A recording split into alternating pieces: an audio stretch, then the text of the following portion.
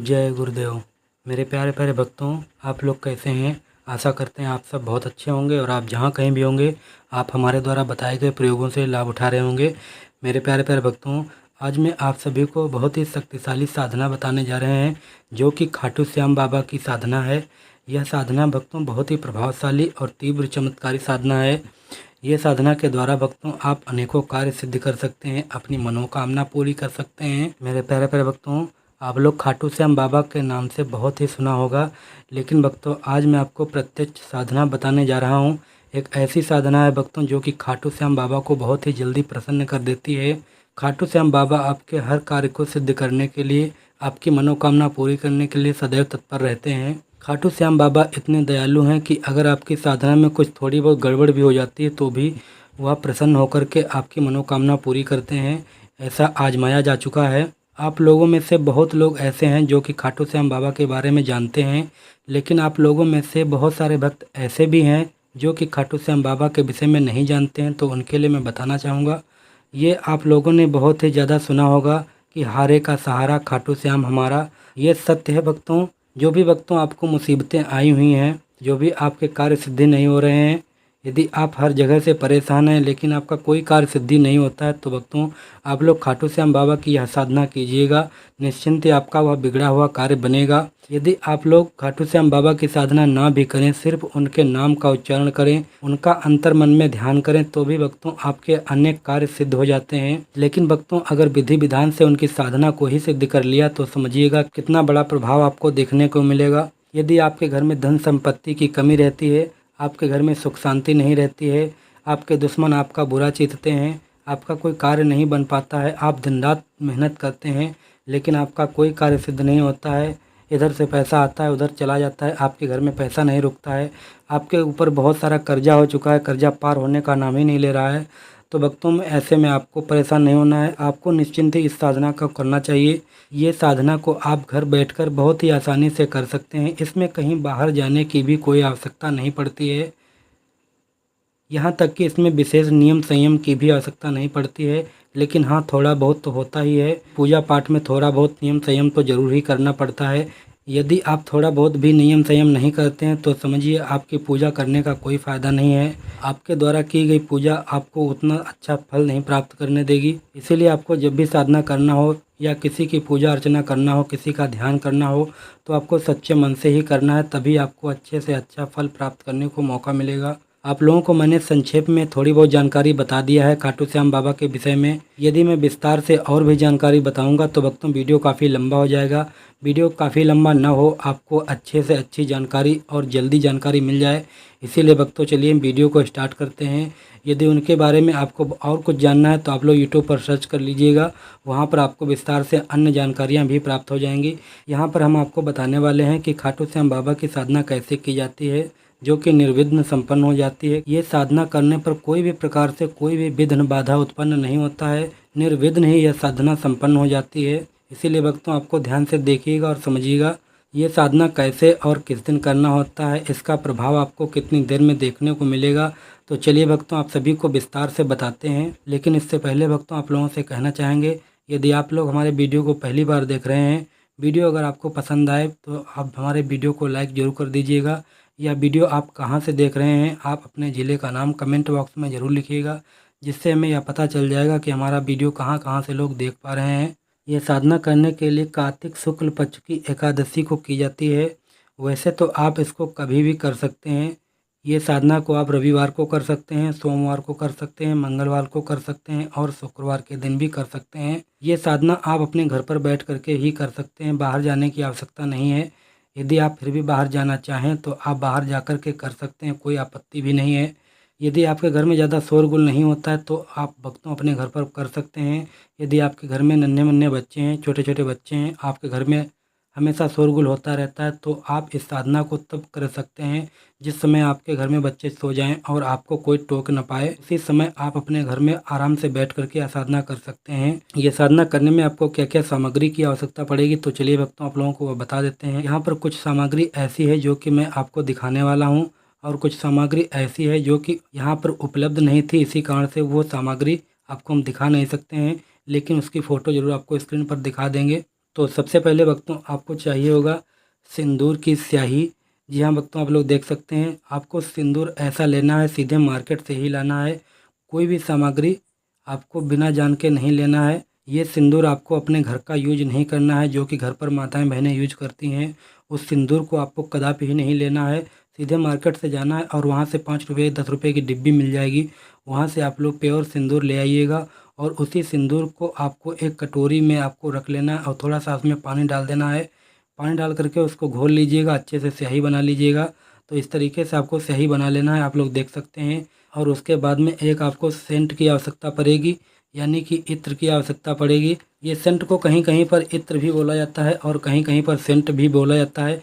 इसीलिए भक्तों आप लोग आश्चर्यचकित मत होइएगा, ये दोनों ही चीज़ें एक ही होती हैं। उसके बाद में आपको एक वट वृक्ष का अच्छा सा पत्ता ज़रूरत पड़ेगा, जो कि कहीं से कटा फटा नहीं होना चाहिए। आप लोग देख सकते हैं, बिल्कुल प्योर आपको एक पत्ता लेना है। ये बरगद का पत्ता है भक्तों, आप लोग देख सकते हैं। वट वृक्ष को बरगद भी बोला जाता है। तो एक सिंदूर की डिब्बी की आवश्यकता पड़ेगी, आप लोग देख सकते हैं। ये 5 रुपये की सिंदूर की डिब्बी है। आप लोगों को दिखाने और समझाने के लिए हम रख करके ही समझाते हैं और करके भी दिखाते हैं, ताकि आपको अच्छे से समझ में आ सके। और उसके बाद में एक आपको माचिस की आवश्यकता पड़ेगी, एक आपको धूपबत्ती की आवश्यकता पड़ेगी और एक आपको मोमबत्ती की आवश्यकता पड़ेगी। मोमबत्ती आप सफ़ेद कलर की ले सकते हैं, लाल कलर की ले सकते हैं। यदि कोई मोमबत्ती न मिले तो आप हरे रंग की मोमबत्ती को इस्तेमाल कर सकते हैं। आपको दिखाने और समझाने के लिए मैंने यहाँ पर मोमबत्ती को रख लिया है। और उसके बाद में एक आपको मोर पंख की आवश्यकता पड़ेगी।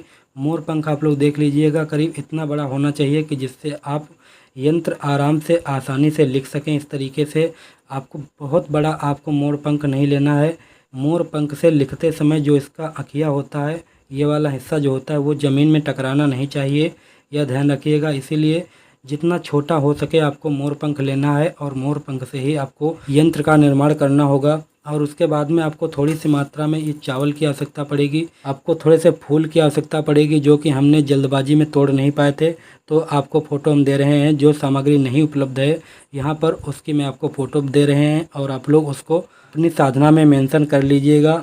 और उसके बाद में आपको थोड़ी सी मात्रा में दूध ले लेना है और थोड़ी सी मात्रा में दही ले लेना है। और उसके बाद में आपको थोड़ी सी मात्रा में मिठाई लेकर के आना है। यहाँ पर आप लोग जो ये डिब्बा देख पा रहे हैं, ये खाली डिब्बा है। ये खाली डिब्बा भक्तों वहाँ पर कार्य करता है। इसमें देखिएगा नीचे से छेद भी है। ये डिब्बा वहाँ पर कार्य करता है, जैसे कि अगर हम कोई भी दीपक को जला कर रखते हैं तो इसको इस तरीके से रख देते हैं ऊपर से ढक करके, तो जो दीपक की लौ होती है वो ऊपर की ओर क्रॉस करती रहती है। गैस जो होती है वो क्रॉस करती रहती है, जिससे आपकी दीपक बुझती नहीं है, दीपक बंद नहीं होती है।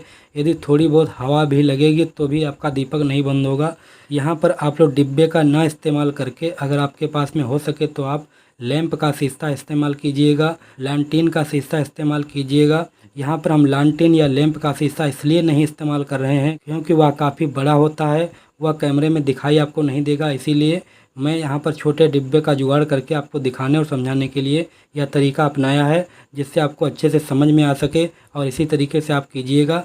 तो भक्तों आपको सभी जानकारी मैंने बता दिया है कि आपको क्या क्या सामग्री की आवश्यकता पड़ती है। तो चलिए भक्तों, देर ना करते हुए आपको बताते हैं कि इसको करना कैसे है। तो सबसे पहले आप किसी भी शुभ दिन आप लोग निर्धारित कर लीजिएगा, उसी दिन आपको रात्रि में कार्य करना है। इसके लिए सुबह से आपको अच्छे से नियम संयम से रहना है। सुबह प्रातःकाल उठना है और अच्छे तरीके से स्नान कर लेना है शौच क्रिया करने के बाद में। उसके बाद में आपके घर में जो भी भोजन बने उसको आराम से ग्रहण कीजिएगा, पूरी फैमिली बैठ करके, कोई दिक्कत नहीं है। उसके बाद में आपको जितने समय पर टाइम मिले, यानी कि घर में आपके छोटे छोटे बच्चे सो जाएं, उसके बाद में आप किसी भी एकांत कमरे में बैठ करके, याद रखिएगा कहीं भी आप पूजन करें या कहीं पर भी साधना करें, वहाँ पर एकांत होना बहुत ही ज़रूरी है। आपको कोई बार बार टोक ना सके, इसके लिए आप अपने घर पर पहले से ही बता दें कि हम पूजन करने जा रहे हैं, कोई हमसे बात नहीं करेगा, हमें टोकेगा नहीं। इस तरीके से आपको पहले से ही बता देना है, ताकि आपको पूजन में बैठने के बाद कोई भी आपको टोके नहीं और आपकी जो साधना है वह निर्विघ्न ही संपन्न हो। यह साधना आप जहाँ पर भी बैठ करके करने वाले हैं, उस स्थान को सबसे पहले अच्छे से सफाई कर लीजिएगा। और सफाई करने के बाद में आप किसी भी प्रकार का आसन लगा करके बैठ जाइएगा। यदि बोरी का हो सके तो आप लोग बोरी का इस्तेमाल कर सकते हैं, या कोई सूती कपड़ा हो उसका इस्तेमाल कर सकते हैं। यदि नीला कपड़ा है तो बहुत ही अच्छा है, लाल कपड़ा है तो भी बहुत अच्छा है, या सफ़ेद कपड़ा है तो भी बहुत ही अच्छा है। ये 3 कपड़ों में से आप किसी भी कलर का कपड़ा इस्तेमाल कर सकते हैं। यदि कोई भी आसन न मिले तो आप कुश का आसन इस्तेमाल कर लीजिएगा, या कुछ भी अगर न मिले, यदि कोई भी आसन आपको न मिले तो बोरी का आसन भी इस्तेमाल कर सकते हैं। आसन पर बैठने के बाद में जो आपके पास में बरगद का पत्ता है उसको आप लोग हाथ में ले लीजिएगा इस तरीके से। ये पत्ते को अपने सामने रख लेना है। सामने रखने के बाद में जो मैं आपको स्क्रीन पर यह यंत्र दे रहा हूँ, ये यंत्र को आपको मोर पंख की स्याही से आपको यंत्र का निर्माण करना है। दीपक आपको अभी नहीं जलाना है, न धूप बत्ती जलाना है, अभी आपको कोई प्रक्रिया नहीं करना है। सबसे पहले आपको यंत्र का निर्माण कर लेना है।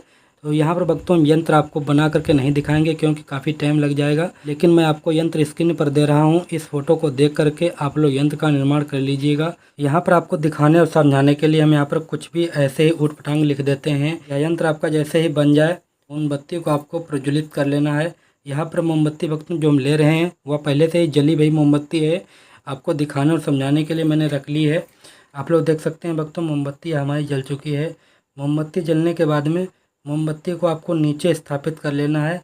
ये पत्ते के ऊपर आपको स्थापित नहीं करना है। यहाँ पर हम आपको दिखाने और समझाने के लिए इस पत्ते पर स्थापित कर रहे हैं। नीचे कपड़ा है, नहीं तो कपड़ा जल जाएगा भक्तों, इसीलिए हम मोमबत्ती को इस पत्ते पर स्थापित कर रहे हैं। आप लोग देख सकते हैं इस तरीके से आपको स्थापित कर देना है। स्थापित करने के बाद में जो धूप बत्ती रखी हुई है, ये धूप बत्ती को भी आपको प्रज्वलित कर लेना है। धूप बत्ती को भी आपको नीचे ही स्थापित कर लेना है कुछ इस तरीके से। मोमबत्ती और धूप बत्ती स्थापित करने के बाद में आपके पास में यदि डब्बा हो तो आप लोग डब्बे का इस्तेमाल कर लीजिएगा। यदि आपके पास में लैंप का शीशा है तो आप लोग लैंप के शीशे का इस्तेमाल कर सकते हैं। यदि हवा चले तो, यदि हवा न चले तो आपको मोमबत्ती को ऐसे ही जलती रहने देना है। यदि मोमबत्ती में हवा लगे तो आप लोग लैंप के शीशे का इस्तेमाल जरूर कीजिएगा। जो आपके पास में सिंदूर रखा हुआ है, ये सिंदूर लेकर के अनामिका उंगली से, ये वाली भक्तों अनामिका उंगली होती है, अनामिका उंगली से आपको जो आपने यंत्र का निर्माण किया है उस यंत्र पर आपको सिंदूर लगा देना है इस तरीके से। और सिंदूर लगाने के बाद में नीचे पृथ्वी पर भी आपको एक बार सिंदूर लगा देना है इस तरीके से। और उसके बाद में जो आपके पास में सेंट रखी हुई है, यानी कि इत्र रखा हुआ है, उस सेंट को आपको निकाल लेना है। और निकाल करके जो यंत्र है उसके ऊपर आपको हल्के से ये सेंट को छिड़क देना है, इत्र को छिड़क देना है, और उसके चारों तरफ से इस तरीके से छिड़क देना है। चावल को यंत्र के ऊपर थोड़ा सा मात्रा में इस तरीके से रख देना है। ये इन्हें अक्षत भी भक्तों बोला जाता है। तो इस तरीके से आपको यंत्र के ऊपर बिखेर देना है। बिखेरने के बाद में जो फूल आपके पास में रखे हुए हों उन फूल को भी आपको ले लेना है और यंत्र के ऊपर धीरे से आपको रख देना है। दूध लेना है और दूध को भी आपको थोड़ी सी मात्रा में यंत्र के ऊपर छिड़क देना है। और दही को भी लेना है, उसको भी थोड़ी सी मात्रा में छिड़क देना है। जो मिठाई रखी हुई है उस मिठाई को भी आपको यंत्र के ऊपर हल्की सी मात्रा में लगा देना है। आपको इतना करने के बाद में आपको एक मंत्र का 108 बार जप करना है। ये मंत्र मैं आपको स्क्रीन पर भी दे रहा हूँ और बोल करके भी बता रहा हूँ। ओम श्याम देवाय नमः। इस तरीके से आपको भक्तों 108 बार जप करना है। और जैसे ही 108 बार पूर्ण हो जाए उसके बाद में भक्तों आपको ये यंत्र को वहाँ पर रख देना है अपने घर में जहाँ पर पूजन का मंदिर बना हुआ हो, या अलमारी में, कहीं पर भी आप जहाँ पर अपने घर में पूजा अर्चना करते हैं उस स्थान पर आपको इस यंत्र को रख देना है। और इसको अपने पूरी फैमिली मिलकर के नमस्कार कीजिएगा। आप लोग खाटू श्याम बाबा का ध्यान कीजिएगा। देखते ही देखते भक्तों करीब 2 घंटे के बाद में आपको भक्तों अच्छे अच्छे शुभ समाचार मिलने प्रारंभ हो जाएंगे। आपका किस्मत का ताला धीरे धीरे खुलने लगेगा। जैसे जैसे भक्तों 12 घंटा पूर्ण होगा आपको चारों तरफ से भक्तों खुशियां आना प्रारंभ हो जाएगा। आपको लगेगा कि हमारे जितने भी बिगड़े हुए कार्य हैं वे सभी आगे बढ़ने लगे हुए हैं। जो शत्रु आपका कभी दुश्मन था वो शत्रु आपसे पहले ही मिलकर के मुलाकात करेगा, आपसे बात करेगा। आपके सारे संकट दूर हो जाएंगे भक्तों। बहुत ही शक्तिशाली, तीव्र शक्तिशाली यह साधना है। यह साधना करने के बाद में आपको धन संपत्ति की कमी नहीं रहेगी। यदि आपके व्यापार में रुकावट आती है, आपका व्यापार नहीं सही से चलता है, तो आप लोग ये यंत्र को आपको एक बार अपने व्यापार के स्थान पर रख देना है और वहाँ पर ले जाने के बाद में पुनः अपने घर पर ला कर के रख दीजिएगा। ऐसा करने से आपका जो व्यापार रुका हुआ पड़ा हुआ अच्छे से नहीं चल रहा है उस व्यापार में भी भक्तों उन्नति हो जाती है, व्यापार आगे बढ़ने लगता है। तो इस तरीके से भक्तों आप लोग खाटू श्याम बाबा की साधना कर सकते हैं और आप अपने मनोरथों को पूरा कर सकते हैं। उम्मीद करते हैं भक्तों यह जानकारी आपको समझ में आई होगी, या साधना आपको समझ में आई होगी। यदि आपके दिमाग में कोई भी सवाल है तो आप लोग हमें कमेंट कीजिएगा। आपके कमेंट का हम रिप्लाई करेंगे। मिलते हैं भक्तों अगले वीडियो में और कोई सी जानकारी के साथ में। तब तक के लिए आप लोग देखते रहिए महा इंद्रजाल सीखें। आप अपना और अपनों का ख्याल रखें। जय गुरुदेव।